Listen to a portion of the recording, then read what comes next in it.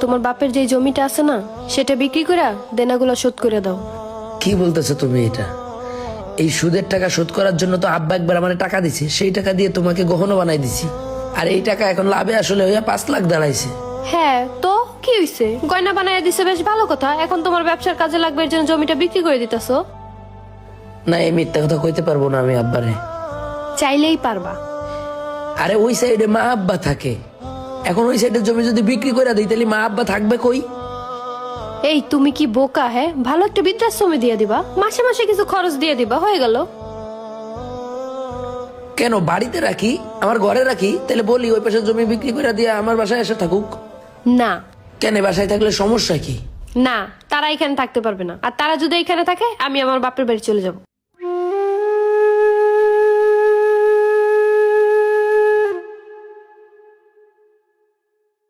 লিটন যদি শহরে চলে যায় তাহলে আমরা কেমনে থাকবো? আল্লাহ ভরসা, আল্লাহ যা করবো তাই হইব। আব্বা আসবো? হ্যাঁ বাবা আয়। আয় বাবা।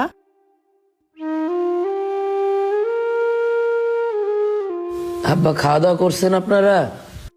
না, খা মনে পড়ে। কি রে, তোর মনটা খারাপ বাবা? কিছু কবি?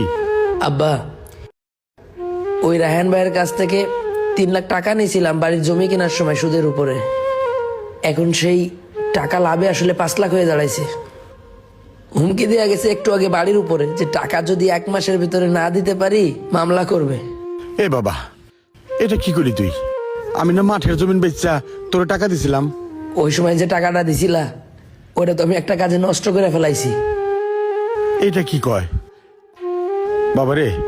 এই মানুষের কর্জের টাকা দেওয়ার জন্য আমি তোরে জমিন বেচে টাকা দিছিলাম, ওইটা তুই কাজে না লাগাইয়া কেমনে নষ্ট করে ফেলালি?